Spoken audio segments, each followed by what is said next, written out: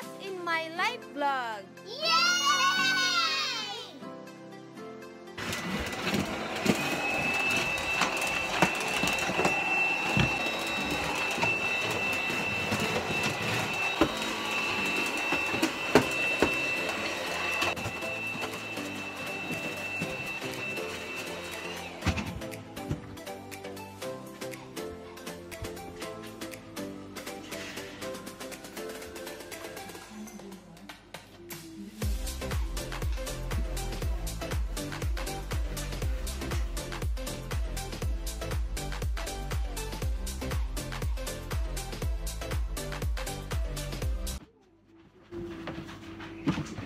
Yan, okay na siya guys. Malinis na yung basurahan kasi kanina sobrang baho. Nakalimutan ko siya lagyan sa ilalim ng karton kasi ang ginagawa ko, nilalagyan ko siya sa ilalim ng karton para kung may matapon man, hindi siya matatapon o madudumihan mismo yung pinakailalim nitong basurahan para hindi mahirap linisin. Pero hindi ko siya nalagyan ng karton. Parang medyo basa-basa siya tapos malagkit siya. Ang baho. Ay. Okay. So, ang ginagamit ko guys sa ganito, alcohol lang. Alcohol, tapos nilagyan ko siya ng konting half-half siya, alcohol sa tubig. Yun ang panglinis ko. Pero yung pang ano namin sa kamay, yun talagang 100% na alcohol siya. Hindi ko siya pinhaluan ng tubig. Bata, bebe? Ha? Good job. Ay, o, lagay mo na dun. Dito. Dito. Dito. Gusto. Ay, kuko na. Mama, ito ka rato din. Ay, no. Kuko lang. Kuko lang. Mada, kirida ka ra. Na. Tapos, Wednesday sa Saturday. Wednesday dito, yung mga pet bottle, mga can, mga babasagin, yung mga ganon. Ilalagay mo siya sa isang plastic lang, tapos pwede mo siyang itapon ng ganon lang. Naka-plastic lang siya, magkakasama siya, okay lang. Pero yung mga kaldero, yung mga kagaya ng mga ganun, mga kaldero, mga malalaking bagay, dapat nakaibang plastic siya. Hindi siya pwedeng kasama sa mga pet bottles, saka mga babasagin na mga baso. Kasi pag ganun, hindi siya kukunin ng basurero, iwanan siya ulit. Tapos, after 1 week, makikita mo meron na siyang parang, ano ba to? Parang message. May memo na siya na nakadikit doon na ganun nga na hindi ganito dapat tinatapon, ganyan. So, tapos pag Saturday naman, mga karton, mga box, mga ganun, dapat nakatupi rin yung box, nakatali siya kapag marami, hindi pwedeng basta walang tali, nakaganon lang siya, hindi rin siya kukunin. Tapos, yung mga bin, mga can, mga babasagin, ganun, mga sirang, mga basag na mga baso o plato, yung mga ganun, meron siyang parang nalagyanan ng malalaking box, magkakaiba siya. As in talagang iba yung pet bottle, iba yung can, iba yung babasagin, iba yung nabasag na mga plato, iba-iba yung nalagyanan niya. So, kailangan ilalagay mo siya kung saan siya nararapat na box. Ayun, sinalagay, babalik ko lang sa total na punasan ko na yung dito banda. So, malinis na siya. Hindi na siya amoy basura. Kanina, grabe ang baho. Pagbukas ko, yung pala, may natapos sa ilalim na hindi ko alam kung ano yun. Pag nilalagyan mo ng pag nilalagyan mo ng karton, mas okay siya kasi, di ba? Hindi madudumi ang ilalim. Lang.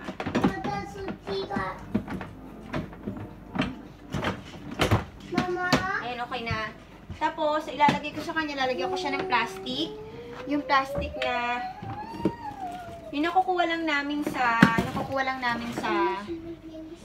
pag namimili kami, mga plastic na ganun, pero, bumibili rin ako kasi hindi naman palaging kaming nagkakaroon ng plastic na ganito. Minsan gumagamit kami ng eco bag.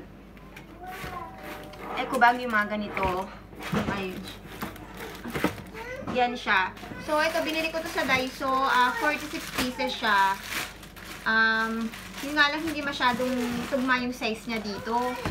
Hanggang dito lang siya yung plastic. So, kailangan ingat-ingat na lang sa pagtapon. So, alam din naman ng mga bata, minsan sinasabi ko. Kasi pag hindi, diba? Ganyan lang siya kalaki. Ganyan. 118 lang siya. Wala kasi mas malaking size dito sa Daiso eh. Hindi pa ako nakapunta ng Seria. Actually, mas marami magaganda sa Seria kaysa sa Daiso. Ayan, ganyan siya. Hindi talaga siya cash.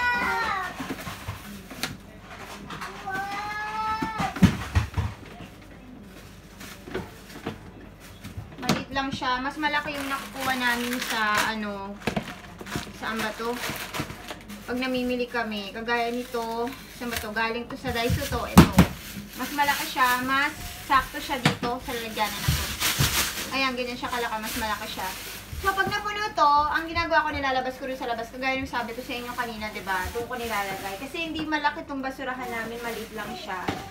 Dito yung ano, mga ordinary na mga basura. Tapos, dito naman yung mga can, mga bin, pet bottle, mga ganun.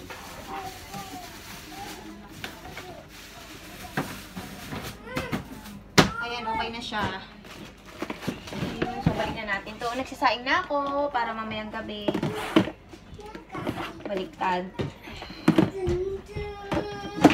Ito siya. So, maghuhugas. Nakahugas na pala ako ng pinggan. Niligpit na lang ako. Ayun guys, may papakita pala ako sa inyo. In-order ko sa In-order ko siya sa Color Contact Lens Tiamo ang tawag ng shop. So, bakit ako umorder ng contact lens? Kasi magre-review ako. Meron nagpadala sa akin ng ano ba, galing sa Korea. BTS collab siya na makeup. Eyeshadow palette at saka lipstick, lip balm na lipstick na may kulay. Yung lip balm siya pero may kulay siya. At saka, ano ba yung isa? Parang lip gloss siya. Parang ganon. Nagpadala. So, sabi ko, hindi ko magagamit yung eyeshadow kung nakasalamin ako, 'di ba? So, pero hindi ako marunong mag-eyeshadow. So, sabi ko, nag-iisip tuloy ako kung paano ko gagawin ng review yun. Kaya tinanong ko muna sila kung okay lang ba sa kanila na sa akin, sure ba kayo na sa akin ipapareview? Kasi, unang-una hindi ako marunong mag-makeup. Kung ano lang yung nalalaman ko, mascara, ano ba, blush on, yung lipstick, eyebrow, yung mga ganun lang. Yung mga alam ng mga, yung pangkaraniwang makeup lang. Pero yung mga foundation, mga concealer, mga ganun, wala akong alam sa ganun. Lalo na yung eyeshadow, hindi ako marunong talaga. Kaya nagdalawang isip ako kung kukunin ko siya o hindi. Pero sabi sa akin nung nag-message, sabi niya gusto namin na ikaw mag-try. Sabi niya, kaya don't worry, sabi niya, huwag ka mag-alala wag mo na masyadong isipin, wag mo na masyadong laliman yung pagre-review mo, kung ano lang nalalaman mo, parang gano'n. So, ang gagawin ko, natural talaga yung gagawin kong review, hindi ako magpapakako ano man, kasi hindi naman talaga ako marunong at ayoko ng gano'n. So, pero, umorder rin ako ng contact lens, para naman, di ba, magre-review ka ng makeup, ano man lang ba yun, di ba, na medyo okay yung itsura mo, di ba, hindi yung palaging ganito, di ba. So, yun, kaya umorder ako ng, ayan siya, 4 na set siya. Ganito ang itsura ng package niya. Actually, pangalawang beses ko na naka-order dito. Pero yung una kong in-order, 1-2 beses ko lang siya ginamit. Nawala. Hindi ko alam kung saan napunta. Nalaglag ba? Kung ano ba. Nawala siya sa pinaka-case. Doon ko lang siya nilagay. Pagbukas ko ng case, wala siya. Wala siyang laman na kahit ano. Ewan ko kung saan siya napunta. Ayun, ito siya. Ayun ang packaging niya. Nakikita niyo ba? Ayan, ganyan ang itsura niya. Ito dito. Ito para dito siya. So, yung... Bakit 4 na set siya? Ito, may grado. Tapos, itong dalawa, walang grado. At saka, magkaiba rin yung kulay niya. Pakita ko sa inyo yung loob.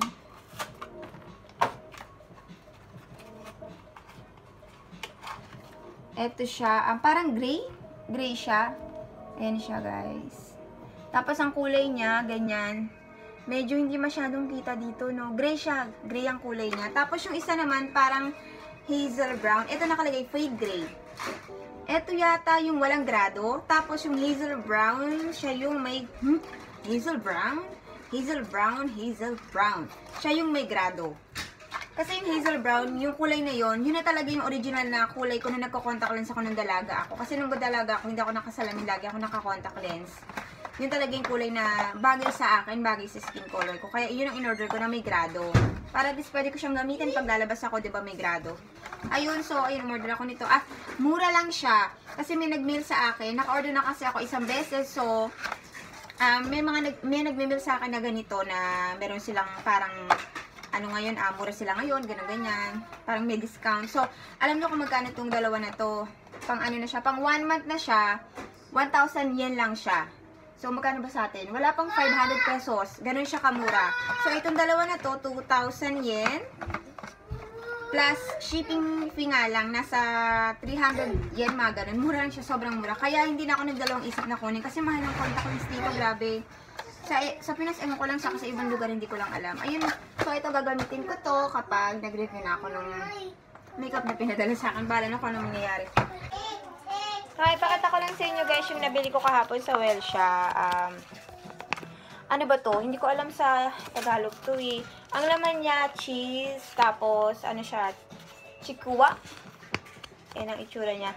So, pag ininit mo siya ng konti sa Renji, mag-ano siya, mag-melt ng konti yung cheese niya. Try natin. Sana masarap.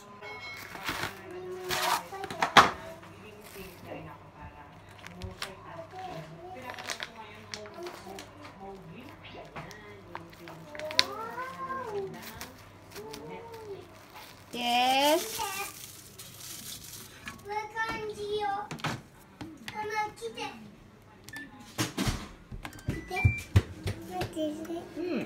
Gusto? Ano yan? Kanji. Kanji. Wow, ang ganda naman yan, bebe. Ano yan, house? House? Wow, good job si Kuya Aki na, bebe. Kuwai no suto. Kuwai no suto? Naku, ano ba yan?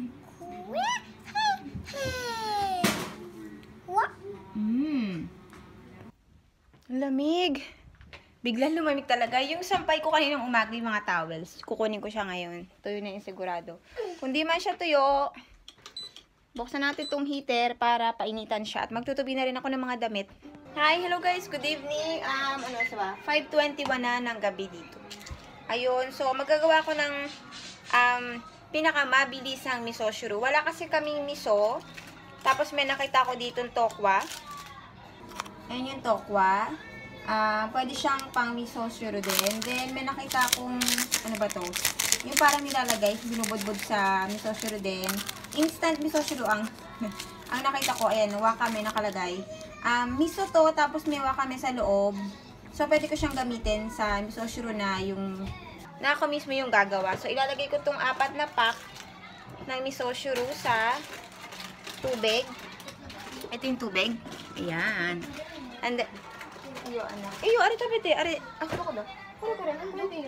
Diyo. Demo cho tumisinay di ko din eh.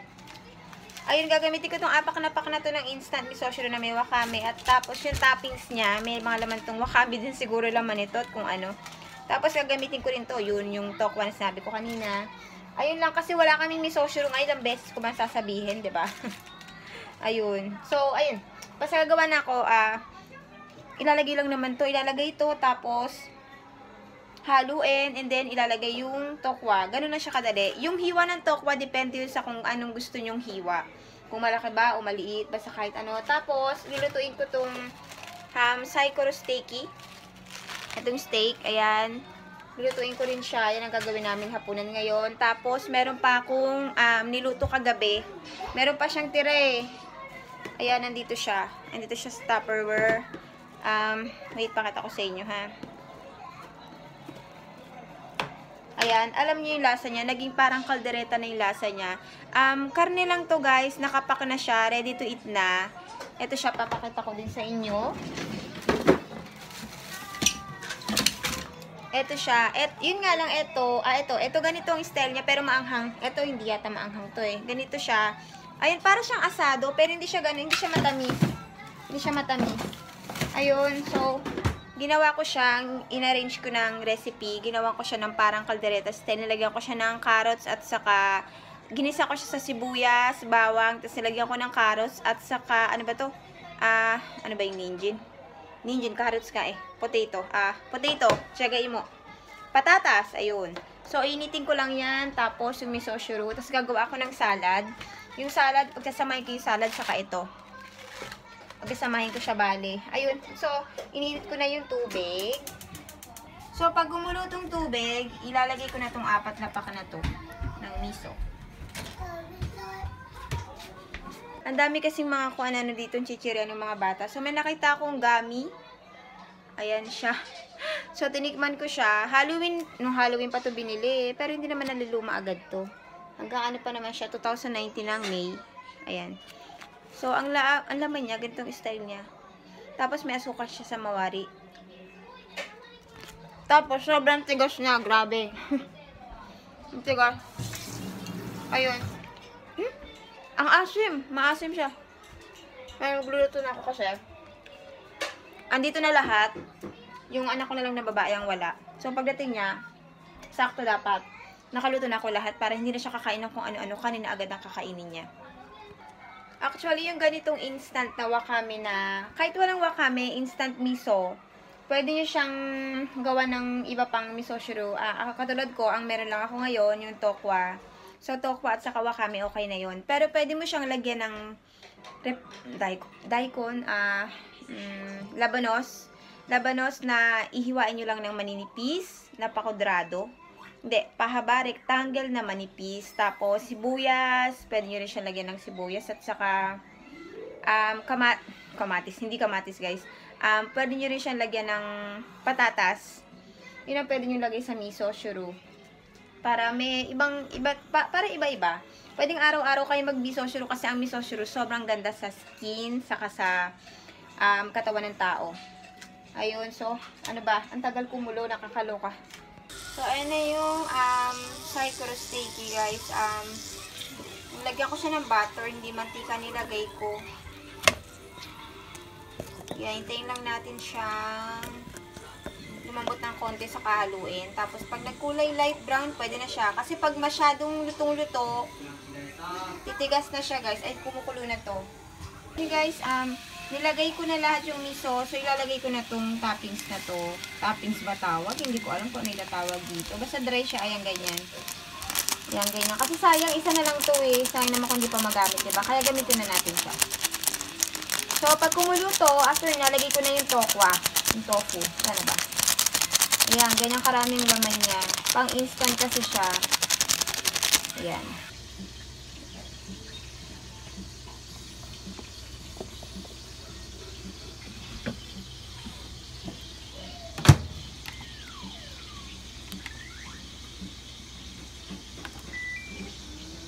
Matete. Gohan da yo na. さっきまでご飯食べて宿題も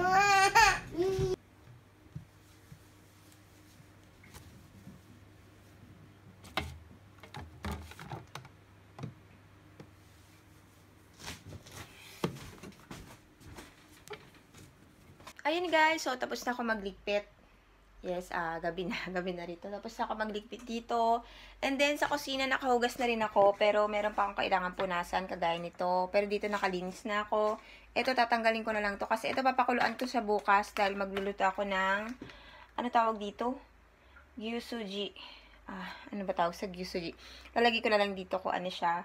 Tapos, yung mga kaldero, pupunasan ko, itatabi ko na agad. Yung mga kutsara, saka fork, ayan siya. Bakit nilalagay ko rito? Kasi binabandian ko siya ng mainit na tubig. Nakababad siya ngayon sa mainit na tubig. Ayun, so yung nandito na lang, yung aking niligpit, ano ba to? Mga nahugasan ko na siya, pinapatuyo ko lang siya. So, pag hindi ako nakahintay na matuyo siya, pupunasan ko na siya. And then yun, ayan. Tapos eto guys, lagi itong nandito kasi tubig ko to, para alam ko kung ilan yung naiinom kong tubig sa isang araw. At saka hindi ko na siya nilalagay sa ref dahil iniiwasan ko nang uminom ng malamig dahil meron akong migraine at hindi siya maganda sa migraine. Pero mahilig ako sa kape. Hindi rin siya maganda sa may migraine dahil yung caffeine, 'di ba? Pero konti na lang yung nilalagay kong kape para hindi masyadong, alam niyo na. Tapos ayun, meron nag-PM sa akin kung ano yung pinaka-the best na kape na walang caffeine. Piniem ako nung Haponesa, tapos sinabi niya sa akin na yun daw magandang kape na inumin ko. Parang herb coffee, parang ganun yata. Ewan ko, hindi ako masyado ang ano sa mga ganun. Pero, chinek ko na siya sa Amazon. Tapos, okay naman yung presyo niya. Pero kung konti-konti lang naman yung inumin mo, siguro abutin siya ng 1 month. So, okay na rin yun. Kasi talagang mahilig ako sa kape, lalo na pag umaga. Talagang kape talaga. Pero, hindi ako uminom ng black coffee. Ang ininom ko talaga yung may gatas. Pag walang milk, hindi ako umiinom. Hindi ako sanay. Talagang napapaklaan ako. Gusto ko yung medyo mild lang, medyo parang mas marami yung cream kesa sa coffee. Parang ganun. Ayun guys, so, ayun, mag-ayos lang ako ng konti rito, pati rin sa sala.